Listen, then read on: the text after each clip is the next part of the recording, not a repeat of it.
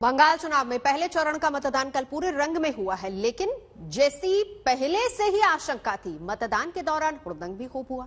वहीं लात घूसे भी चले, पत्थर भी चले। कई पोलिंग बूथों पर टीएमसी और बीजेपी के कार्यकर्ता आपस में भिड़ भी गए और दोनों तरफ से एक दूसरे पर चुनाव में धांधली के आरोप भी लगाए गए, जिसको लेकर बीजेपी और टीएमसी के नेता चुनाव आयोग के चक्कर लगाते नजर आए और एक दूसरे की शिकायतें भी की।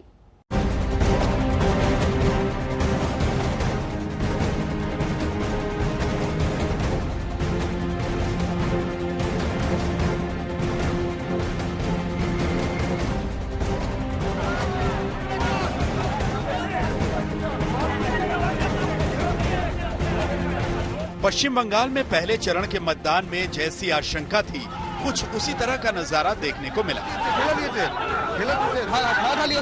बीजेपी टीएमसी कार्यकर्ताओं के बीच जुबानी जंग से लेकर हाथापाई तक की नौबत आ गई।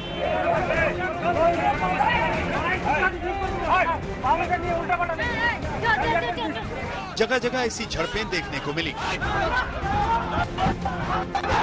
कहीं बात कम में निपट गई, कहीं थोड़ा ज्यादा बढ़ गई। लेकिन सबसे ज्यादा सुर्खियों में आया टीएमसी छोड़कर बीजेपी में शामिल हुए शुवेंदु अधिकारी के भाई सोमेंदु अधिकारी की कार पर कांधी में हुआ हमला। इस वक्त हम लोग कांथी के शवाजपुर स्कूल के पास हैं, संबोधि स्कूल के पास हैं। यहाँ पर सोमेंदु अधिकारी की गाड़ी है जो भाजपा में कुछ दिनों पहले ही ज्वाइन किए हैं शुभेंदु अधिकारी के भाई, और उनका आरोप है कि जब वो यहाँ पहुंचे, उनको खबर मिली थी यहाँ कुछ गड़बड़ी हो रही है। यहाँ पहुंचे, यहाँ पहुंचने के बाद टीएमसी के कार्यकर्ताओं के साथ उनकी बहस हुई। जब वो अंदर थे तब बाहर में उनके ड्राइवर के साथ मारपीट की गई। वो चोटिल है, उसको अस्पताल भेजा गया है और गाड़ी में भी पूरी तरह से तोड़फोड़ की गई है। बीजेपी का आरोप है कि कार पर यह हमला टीएमसी के नेताओं ने करवाया और सिर्फ कार ही नहीं तोड़ी, बल्कि कार के ड्राइवर को भी पीटा।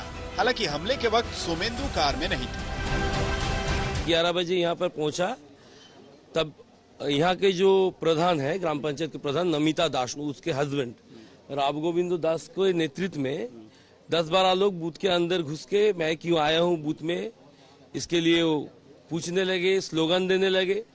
सीआरपीएफ पूरा एकदम चुप था, यहाँ पर कुछ भी नहीं किया।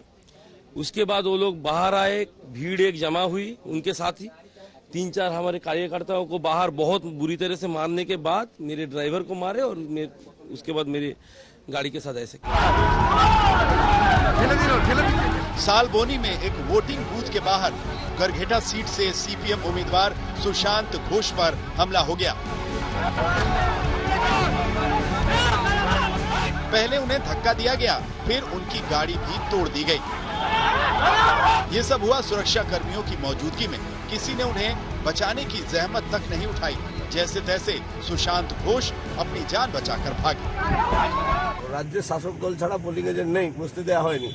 और बाकी বেরিয়ে আসার পরে যে ঘটনা ঘটলো সেটা গণতন্ত্রের লজ্জা ছাড়া আর কিছু না।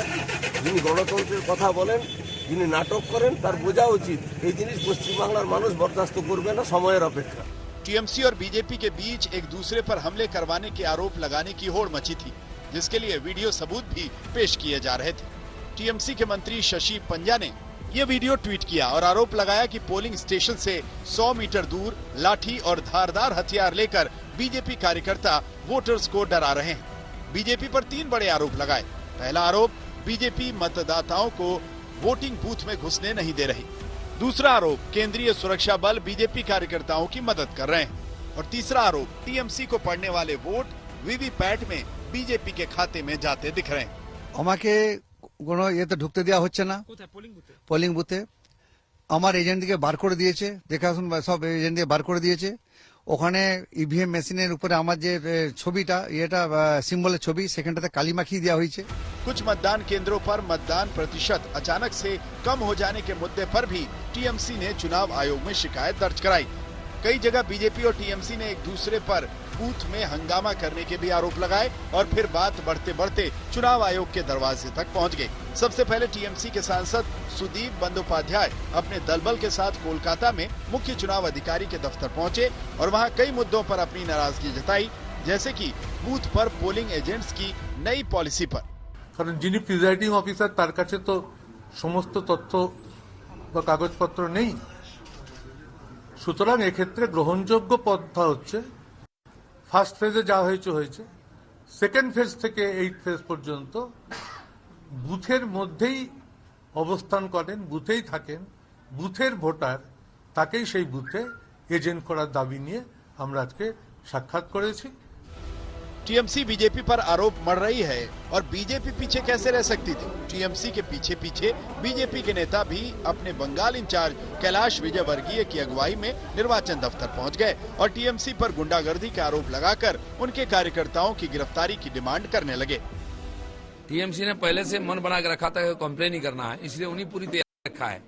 संगठन में प्रचार में कहीं नहीं दिखे उन लोगों ने, केवल सीएम अकेले घूम रही है और पांव दिखा करके वोट मांग रही है कि मेरे पैर टूट के मुझे वोट दीजिए। बाकी उनके कोई नेता कार्यकर्ता सब चुप बैठे हैं, मन से मरे हुए हैं और इसीलिए वो कंप्लेन करने की जो काम है वही निष्ठा के साथ कर रहे हैं। चुनाव में गड़बड़ी से लेकर हिंसा तक बंगाल चुनाव में कोई नई बात नहीं।